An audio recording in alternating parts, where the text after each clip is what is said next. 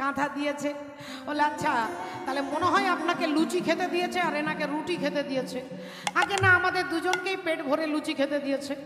বলে তাহলে আপনাকে দুটো রসগোল্লা বেশি দিয়েছে, এনাকে একটু কম দিয়েছে। আগে না, যাচাই রসগোল্লা, যে যতগুলো খাবে ততগুলো দিয়েছে। বলে তাহলে নিশ্চয়ই আপনাকে পুজোর গামছাটা ভালো দিয়েছে, এনাকে মশারির মতো দিয়েছে।